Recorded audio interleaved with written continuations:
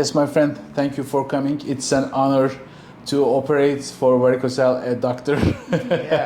What's your specialties? Can you define? Basically, I'm general practitioner, but I practice a lot of healing modalities regarding traditional medicine. Yes. That's basically Ayurveda, Indian medicine, Chinese medicine, homeopathy, that kind of thing. You tried some of them for varicocele disease too, right? Yeah. I went to Can India. you tell us what was your issue, how you find out you had it, and what treatments you tried for this? Basically, I've had it since the last time I remember knowing about it was when I was 16 years old. I'm 44 now. Yes. So since then, there was, it was kind of big. And then I don't remember specifically the reason, but I didn't go for surgery at the time. Yeah. I didn't mind that much because there was no symptoms, right? And then, basically after I got married. When was that? Around 10 years ago. Okay. And then a couple of years after that, then I noticed, that maybe there was no kids. Yeah. No pregnancy because of that. Yeah. And then I have never been operated before. Yeah. Since I was an adult. I had a hernia operation when I was like a baby. So I have no memory of that. Yeah. So my experience with the surgery being my first surgery that I can mind, it has been great. It's barely any pain and treatment, everything very good. Was it really easy going? How do you feel? I felt very fine mostly. I chose general anesthesia and I just slept and wake up and I didn't even Did notice. Our anesthesia doctor offered you spinal anesthesia? Yeah. Okay. She offered. Yeah. Usually, people ask me which one is better. I say they are same, they are equal. But some anesthesia doctors, they love to do it in general anesthesia, and some of them love to do it in spinal anesthesia. And I say to my patients, if you don't have any choice in your mind, just obey what the anesthesia wants, because they are choosing the ones that they love, they are better, they feel more confident. Yes. But both of them is same, and it's easy for us. For me, nothing changes. For general anesthesia, you sleep and you wake up. Sometimes when you wake up, you have too much pain. Did you have it? Did you have too much? Nice. When I woke up, I didn't know the surgery started. Okay. Because I didn't feel anything. I noticed that there was only one person with me, and then I feel, we're finished. But I didn't feel anything. We do local anesthesia to prevent this pain, so it works in most of the cases. Sometimes it doesn't, and sometimes people have too much nausea, sometimes vomiting. But this is the default. This is the difficult part of the general anesthesia. For spinal, your body numb for 4 hours. When the operation finish, you have no problem. You have nothing. It's just you go to your room. You are awakened. You are conscious, but as your body is numbed down the belly, you have difficulty in passing urine. Okay. Yeah. So sometimes people cannot pass urine, so we have to put a catheter to empty the bladder. As they are numb, they don't feel the pain of the putting of the catheter. So it's not a big problem, but passing urine and being unable to pass urine is sometimes a problem. Yeah. So this is the difficult part of the spinal anesthesia. For me, as I say, just obeying the recommendation of the anesthesia is a better option. But in your case, everything worked well. Of course, they are very experienced in both the general and the spinal, and the operation is simple. If it was a big heart surgery, the anesthesia would be very critical, very important. But for our surgery, for something like this, it's all right. So basically, and then I started researching. I was wary of surgery because I've never been surgery, never have done surgery before. And then I started researching about options. I learned about the microscopic varicocelectomy being the best. And I researched about Dr. Goldman, the one that developed the original technique. And then I researched if there were any better options, and then I came with your channel on YouTube. Yes. And I think it started with research on, I think on Reddit. Like Reddit is a forum where people share experiences. Yes, yeah. So there someone said, "Oh no, you have to check this doctor."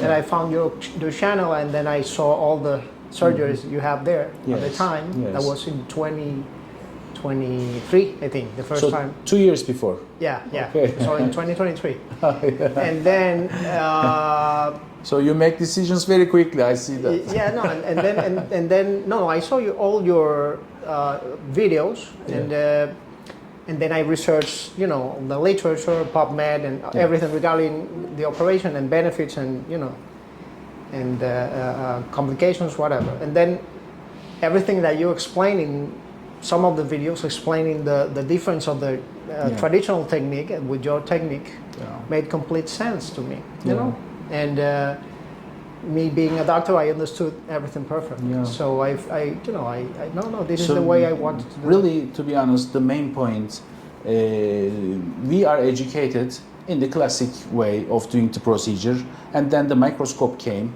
Then it takes time for us to adapt ourselves using the microscope, because it is like driving a car with the binoculars, okay? So it is not easy, but then you get used to it. With the microscope, you see the distance, you see everything larger, the magnification is very nice. Then we use microscope, and in the books, in the literature, it says microscopic varicocelectomy is 98% successful, 97% successful, and we are very confident. And I was doing the traditional, conventional procedure. Then one day, I start to use the Doppler device, the ultrasonography and Doppler device. Then before the operation, I was searching the veins and the localization of the veins, how big the veins are. So, and the operation, I find them, I ligate them in the same fashion, conventional way. Then after the procedure, I said, come, let's look again at the veins. Now they are ligated, they are thrombosed. There is no blood flow inside this vein. It's stopped and it's becoming, coagulation is happening now. And the next day when we look after the procedure, 2 days later, for example, oh my God, the veins, there's still blood flow inside these veins. I was shocked. Why this didn't stop? Because yesterday I ligated, I know. The same vein, the next day, there's still blood flow. The urology world still is not aware of this. All of my friends, when I talk to them, they say, okay, we are ligating. It's coagulation starts, happens, and this vessel fades away by time. But it's not happening in some cases. And I understand in 30% of the cases, it's never happening. And I think why? And I understand if this is a big vein, I ligated it from here. There are some tiny sub-branches, and the blood continues to flow. If the blood continues to flow, it never makes coagulation, it never makes complete closure. Yeah, complete closure. So I talk with the vascular surgeons. I said, there is such a problem. They said, they laugh. They said, you guys, urologists, are doing something which is impossible to cure the patients. Well, I said, why? It's really curing 70%. Okay, maybe it's a terminal organ. It doesn't have too much collaterals. Maybe 70% is working, but ligating a vein will never be enough. In the classic operation, you have to ligate all the veins, but still it finds some route to flow. And even the gubernacular veins also important, yes, which is in our literature. It's proven not to touch them. It's not necessary to touch them, but they make an alternative route for the veins. So vascular surgeons insisted me, please remove these veins. So I start to remove them, and immediately after your operation, when I look now, they are gone. The bigger ones. Yes. Of course, there will be little tiny veins for sure. for the circulation. So I am very happy with the procedure results.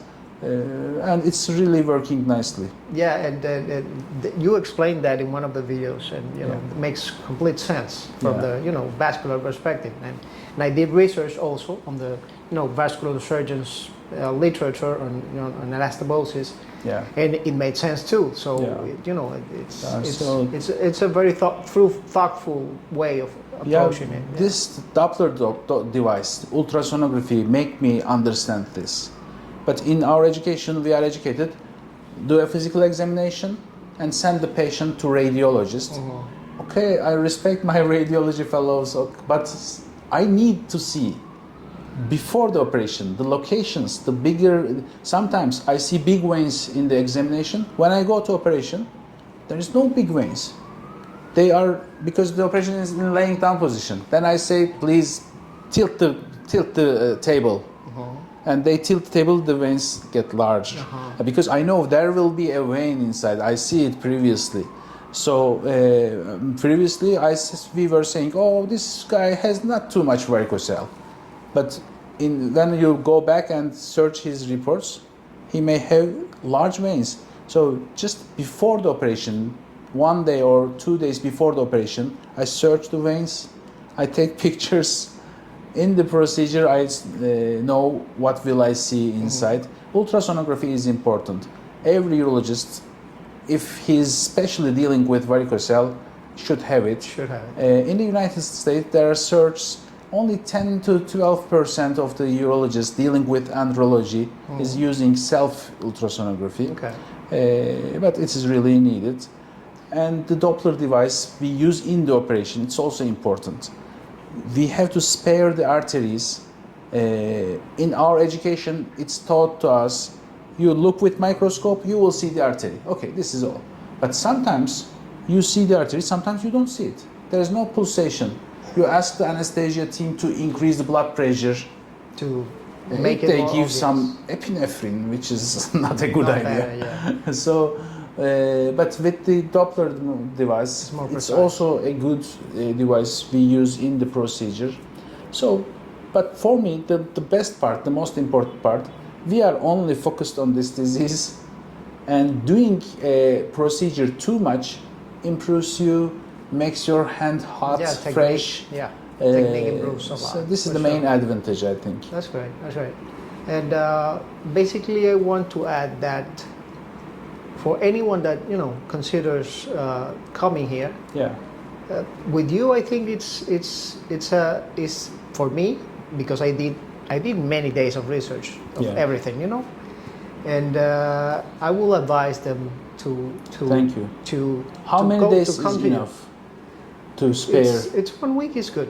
I mean, basically, you feel confident enough, right? I came to this hotel on Sunday, and then I'm leaving on Sunday, and it's perfect. So Sunday you came, Monday we checked your veins and the operation on the afternoon. Monday, and then now it is Friday. You 4 rested days at the hotel, and it's doable, it's possible. That's why we are doing it. If 15 days is needed, we would say to you, okay, spare 2 weeks here. You need more, but we have experience. We have too many cases. 1 week is enough usually. It's very good, yeah. And anyone that is afraid or not used because it's a different country or far away country, it has been easy, and you and Mr. Musa that has helped us a lot. He has been now you are help. working in the States, right? Or in yes, and in my country too, in Dominican Republic. You are from Dominican Republic, correct. So nice. So it's a long way back. Yeah. And it's possible. It's really possible. It's doable, and we are doing it. So in the follow-up, I ask all my patients to stay away from the weightlifting or abdominal pressure increasing activities as long as possible. Sometimes there are professionals who their works are weightlifting. Okay, they are the teachers, educators of this business. So 3-4 months is most critical. First month, I don't want too much straining, Valsalva doing and weightlifting. Okay, you can take a luggage and travel, of course, to take a luggage and lift it, but don't exercise. And after 1 month, you can start light exercises like walking, jogging, a little running. And after 4 months, you can start more heavy duties, heavy exercises. But if you can keep it 6 months, it's better option. Especially as a case like you. You have really big arteries. When I check here, I comment this to all of my patients. Sometimes the arteries are very big. That means a lot of blood is rushing to the testicle and a lot of blood is trying to come back away. So this is a little more risky for the recurrence. Yes. So in such cases, stay away for 6 months. Okay. If possible, do exercise, but light exercises like cardio exercises, fitness things, maybe 1 year. But and for the control, 4 months later, this is the first time we can do a sperm count and Doppler ultrasound, 4 months. Because 1 month is for healing and 3 months for sperm production. But if we do it at 6 months, it's more stable. Yeah. So it's better. Okay. And for sexual life, turning back to normal activities, 2 weeks is necessary to wait. Is it better if I wait for 1 month? No. We have to drain the collected fluid after 15 days. It's good. And I tried it a couple of times. Maybe my patients, if they listen, they know themselves who we tried earlier. Let's ejaculate in 5 days. It's painful and it's really making edema. And so sometimes people mistakenly in their dream such things they ejaculate. This is not a problem. But it may happen and it doesn't cause too much problem, but 2 weeks to stay away is better. Okay, perfect. And we usually start supplements, which are all over the world, contains the same minerals like L-arginine, coenzyme Q10, zinc, sometimes carnitine, such things in it. In my case, I will be using many of the supplements that I know, herbal supplements, and Yeah, you are the expert of it, right? Yeah, correct. So what I will do, though, because the main purpose is fertility improvement. Yes, I will keep you posted, on the information that comes when I do the tests and what I took, and how it progresses. Yeah, this is good. Do you have a special advice for our group, for patients? For in Ayurvedic point of view, in herbal medicine, you have good knowledge about them. Basically, in Ayurveda, sperm production is called shukra. Is the finest tissue that is formed from the food, right? The tissues that we have is formed from the food and many other things, but mainly from the food. So shukra is the last tissue that is formed. It's like the most refined tissue. Yes. So it depends a lot on the food and lifestyle, of course. Everything that affects your lifestyle. But then, if there is problem in shukra, in the sperm, there is a problem in the production of all the tissues. So it's not just that these tissues is affected. Most likely, everything before it's deficient in something. Yeah. So in Ayurveda, basically every problem that is tissue related, it's related to lifestyle, rest, lifestyle like exercising, food intake, and rest, right? And of course the mind component regarding stress. Yeah. So trying to come to the best possible scenario of each of those, like sleeping early and waking up early, not sleeping during the day, doing medium exercise, but constantly eating healthy, easy to digest food, not eating out of the timings. The timings is one of the most important ones. Like you have breakfast around the same time, you take some time for the food to digest correctly, and after you are hungry again, you take, let's say, lunch again around the same time. Lunch. Still three times a day? Yeah, 3 times a day. 3 times a day food, but with the spaces between them. No snacking unless it's something very light. My wife. I am always because then the main principle is that you have to completely digest one food and you get hungry for the next. Never happens in me. Yeah. Hungry like physical hunger that makes you like a tummy ache, right? Not just anxious hungry, that is very common nowadays. And then that means that the body digested completely whatever the previous food was, and then you have hungry again because you need food again to keep subsisting. So mainly those spaces are really easily respected, and the sleep. That's basically it. And of course, depending on what is the problem on the semen, there are some herbs that can help in that. You know, there are some herbal supplements that push that to improve faster, right? They have it concentrated. Yeah, correct. Even the morphology or the sperm or the concentration of the liquid, seminal liquid, all that.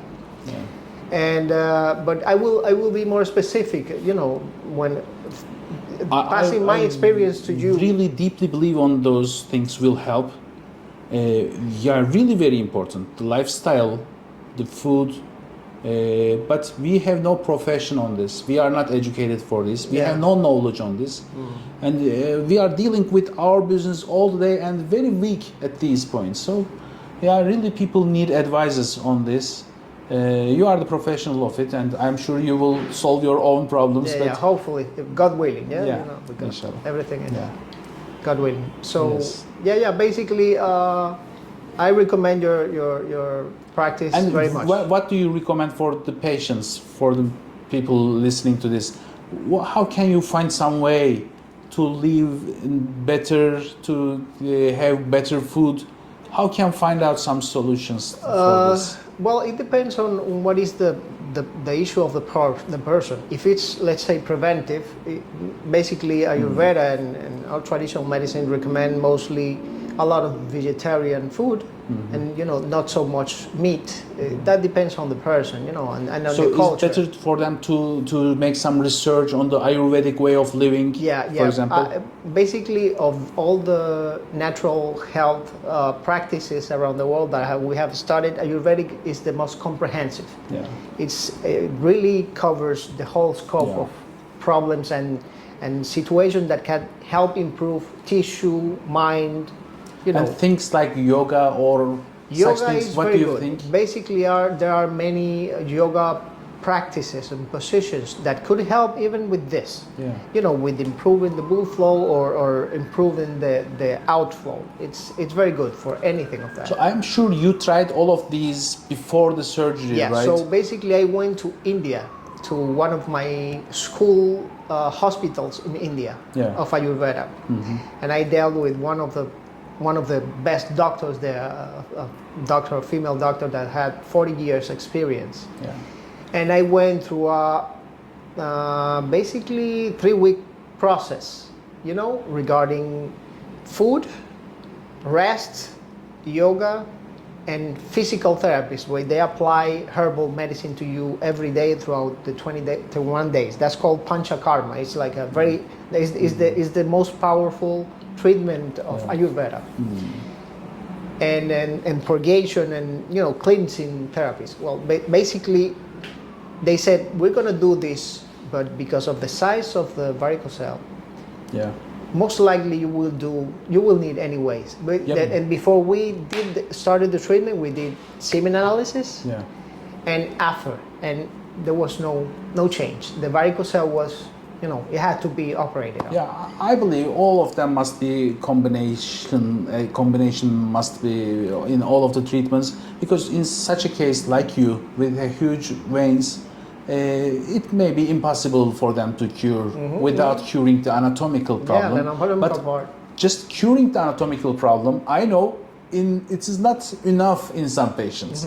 We need some help from them. They need some help. They must be in combination. The combination is the best approach. This is the best approach, for sure. Especially for fertility improvement, because the anatomical part is impeding the fertility to improve, and then if you remove the anatomical problem, at least in the process that you want to make the tissue better. Then the other inputs that you can put regarding supplements and herbs and any other therapy will make it a lot easier. So it's that's the way it should be done. It's very surprising me to see some people who are still smoking, when they are coming here and getting the operation, you make yourself cut, you pay money for it, and still you are smoking, which is proven to be the most, one of the most dangerous and bad habits for the sperm health. Correct. So first thing, stop smoking first of all. No, then research for the Ayurvedic and yoga-like things. With soul therapy is also important. Yeah, very good. Yeah, stress. One of the things that the doctor in India stressed about the making it easier to have improvement is the stress. The stress is a direct exposition of damage to the testes. How can you stop it? So basically, more stress, less sperm production, worse, and less stress, go up. And basically, the approach is relaxation techniques, meditation techniques. You cannot avoid the daily stress of life, right? But you can reduce the impact of it. You know, with meditation, with some supplements that chemically they will lessen the amount of oxidation and that kind of thing. Maybe it's really worth to try for it. It's maybe I am one of the experts on varicocele because I live in the most stressful city of the world. One of the most stressful. So we have a lot of patients here who have damage from stress. But you cannot stop stress maybe, but you can reduce the effects. Try to regulate the damages. And basically that's one of the reasons when I spoke with you 2 years ago, that made me set on your practice is that when we spoke, you were very open to adding anything else. Some doctors are kind of close-minded and they don't want to even discuss or you do whatever you do, but they are not open like you have been. To try that and try that and. So that's very important from to be honest, I see this therapy, just anatomical treatment, in some cases not enough. I am searching for the 100% success. So in every patient, and I want it to be quick. So I am sure we need some additional therapies. We use supplements, but why? If we can manipulate the stress, if we can manipulate your way of living, stopping cigarettes, of course, the first thing. So we have to deal with these, and in our school we have no education, zero education for this. So I am open such alternative treatments. They are helping each other. Combination therapy is the best. Correct. Makes sense. Thank you, my friend. Thank you very much for sharing this very valuable point of view from a professional of medicine. It's important for our patients. They will have some benefits from this. Thank you for us. Thank you. You're welcome.